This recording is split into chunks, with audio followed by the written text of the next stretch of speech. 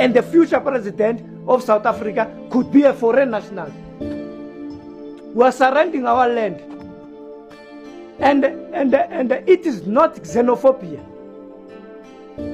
To talk truth, we fought for this land.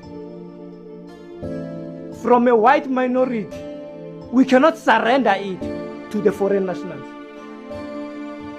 That is a matter of principles.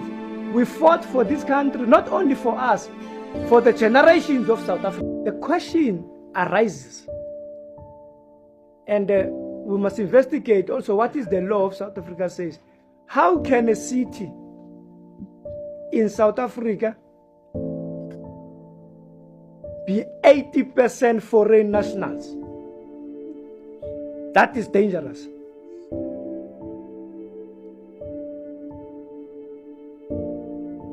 That in Hillbrow and the surrounding areas,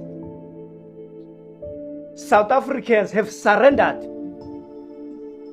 their own city to the foreign nationals. The nation should discuss that particular question. You won't find South Africans in other countries dominating a city into 80%. Because if we do not debate that, that necessarily means the whole South Africa could be 80% dominated by foreign nationals, and the future president of South Africa could be a foreign national.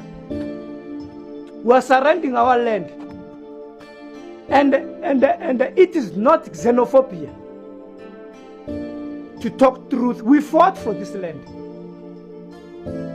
From a white minority, we cannot surrender it to the foreign nationals. That is a matter of principles.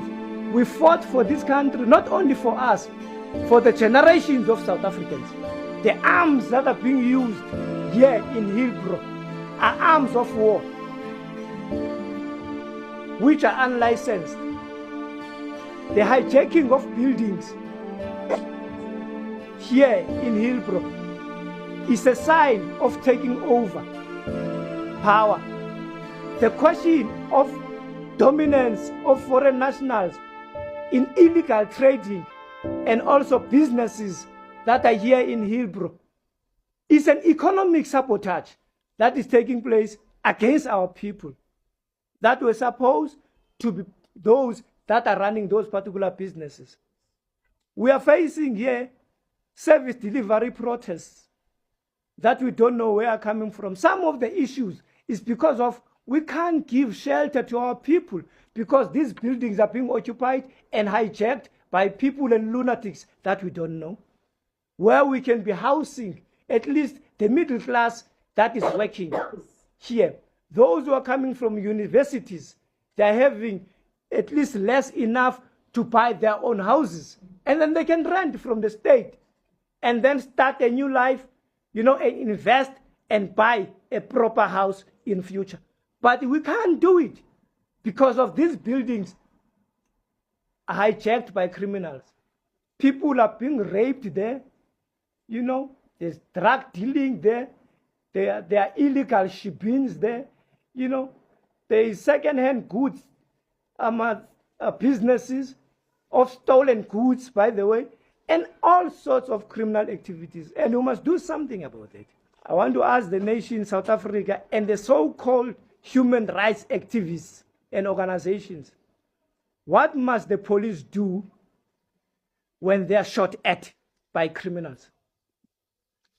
Must they sing Nkosi Sikelela ya Africa, or they must return fire?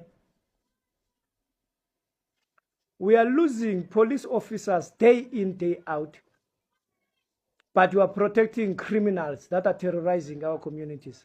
We are 52 million people.